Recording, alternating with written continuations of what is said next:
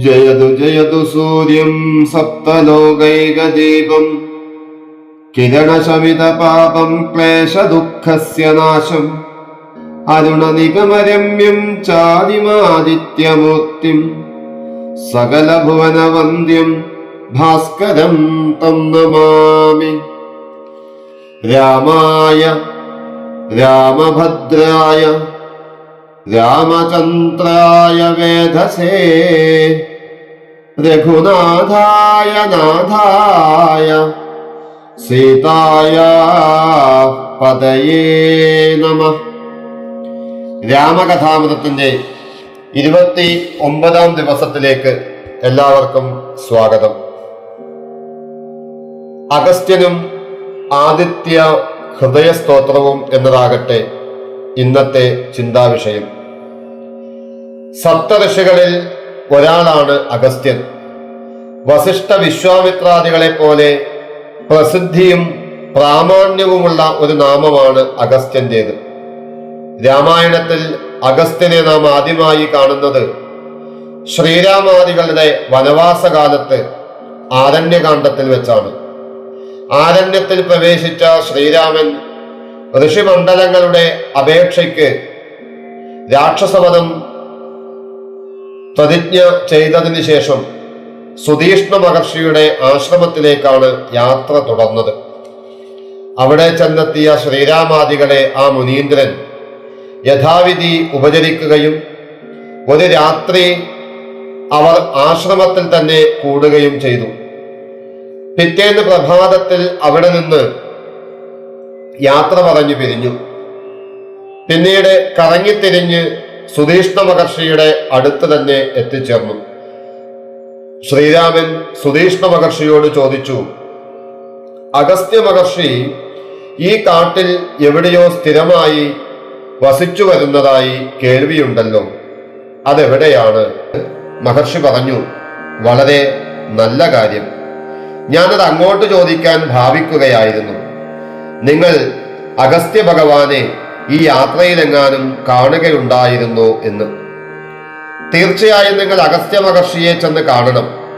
ഇത്രയും പറഞ്ഞ് സുധീഷ്ണ മഹർഷി അഗസ്ത്യാശ്രമത്തെക്കുറിച്ചും അഗസ്ത്യന്റെ യോഗ്യതകളെ കുറിച്ചും വിവരിച്ചു കൊടുത്തു. ഈ ആശ്രമത്തിൽ നിന്ന് 4 കാതം വഴി ചെന്നാൽ അഗസ്ത്യന്റെ അനുജന്റെ അതിരമണീയവും മഹത്തരവുമായ ആശ്രമമായി. അവിടെ ഒരു രാത്രി വിശ്രമിച്ച ശേഷം വീണ്ടും യാത്ര തുടരാം. തെങ്ങിയ കാടിന്റെ തെക്കേ അരികിൽ കൂടിയാണ് വഴി. അവിടുന്ന് തെക്ക് കിഴക്കായിട്ടാണ് അഗസ്ത്യാശ്രമം. അങ്ങനെ സുധീഷ്ണ മുനി പറഞ്ഞ വഴിയിലൂടെ ചെന്ന് അഗസ്ത്യാശ്രമത്തിലെത്തി. അഗസ്ത്യാശ്രമ പ്രാന്തത്തിലെത്തിയപ്പോൾ തന്നെ ആ ത്രിമൂർത്തികൾ രമണീയവും ഉന്മേഷജനകവുമായിരുന്ന ആശ്രമ മഹാത്മ്യത്തെ ആസ്വദിക്കാൻ തുടങ്ങി. സ്വന്തം പ്രവർത്തിയാൽ വിന്ധ്യനെ അടിച്ചമർത്തിയ വിശ്വവിഖ്യാതനായ അഗസ്ത്യന്റെ ആശ്രമം ഇതുതന്നെയാകണം.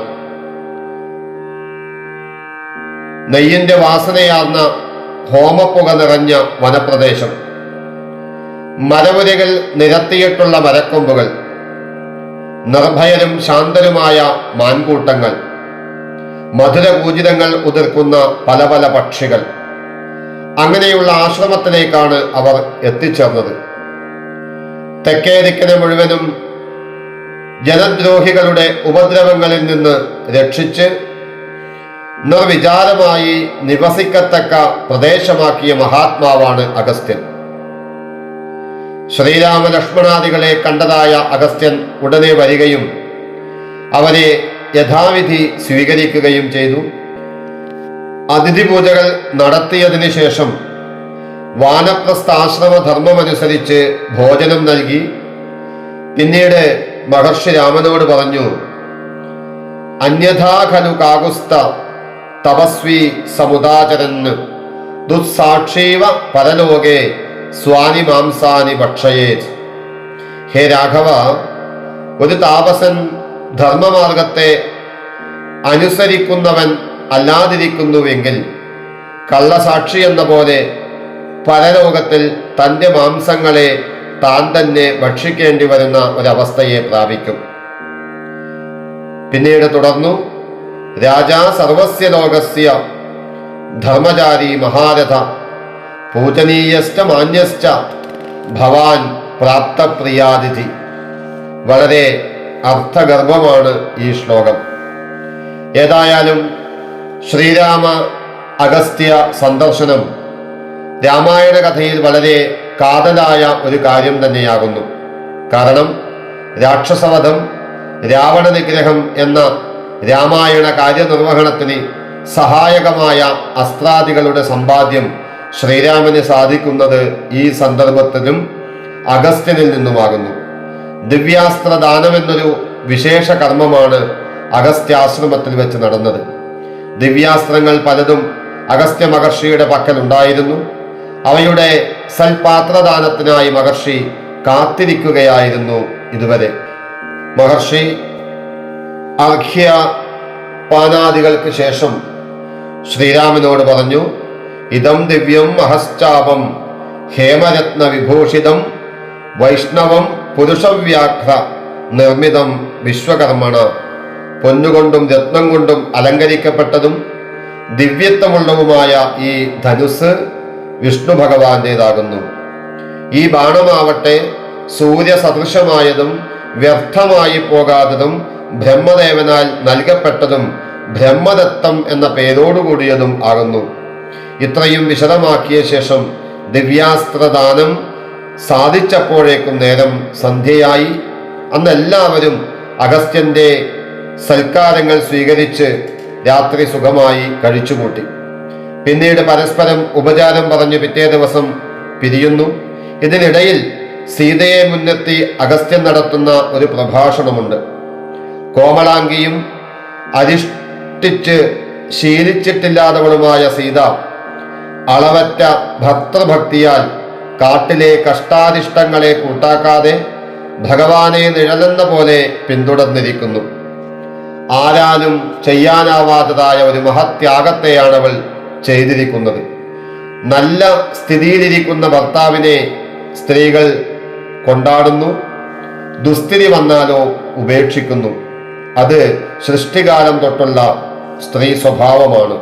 അതുകൊണ്ട് സീത ഇവിടെ പ്രശംസാർഹയാണ്.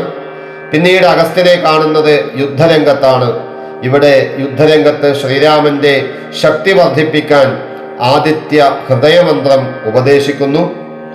അതിൽ സൂര്യനെ കുറിക്കുന്ന ഒരു മനോഹരമായിട്ടുള്ള ശ്ലോകമാണ് ആരംഭത്തിൽ ചൊല്ലിയത്.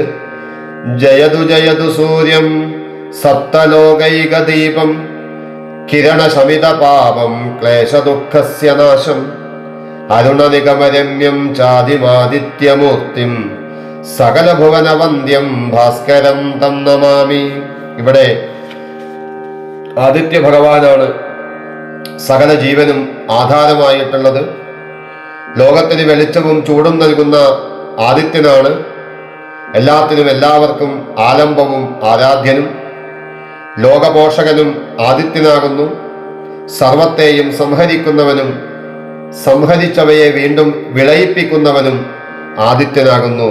മധുരം, മനോഹരം, മഹത്തരം ആ സൂര്യഭഗവാന്റെ പ്രശസ്തിയും പവിത്രതയും. നമഃ പൂർവായ ഗിരയേ പശ്ചിമായാദ്രയേ നമഃ ജ്യോതിർഗണാനാം പദയേ ദിനാധിപതയേ നമഃ ജയായ ജയഭദ്രായ ഹര്യശ്വായ നമോ നമഃ നമോ നമഃ സഹസ്രാംശോ ആദിത്യായ നമോ നമഃ നമഃ ഉഗ്രായ വീരായ സാരംഗായ നമോ നമഃ നമഃ പത്മപ്രബോധായ മാർത്താണ്ഡായ നമോ നമഃ. ഇങ്ങനെ പോകുന്നു ആ ആദിത്യ ഹൃദയ സ്തോത്രം. ഇങ്ങനെ വളരെ പവിത്രമായ ആദിത്യ ഹൃദയ മന്ത്രം ശ്രീരാമനെ ഉപദേശിക്കുകയാണ് അഗസ്ത്യ മഹർഷി. ആ ആദിത്യ ഹൃദയ സ്തോത്രം എഴുത്തച്ഛന്റെ ഭാഷയിൽ ശ്രദ്ധിച്ചാൽ സന്താപനാശകരായ നമോ നമ അന്ധകാരാന്തകരായ നമോ നമ ചിന്താമണേ ചിദാനന്ദായ തേ നമ നീഹാരനാശകരായ നമോ നമ മോഹാവിനാശകരായ നമോ നമ. ശാന്തായ രൗദ്രായ സൗമ്യായ ഘോരായ കാന്തിമതാം കാന്തിരൂപായ തേ നമ. സ്ഥാവരജംഗമാചാര്യായ തേ നമ.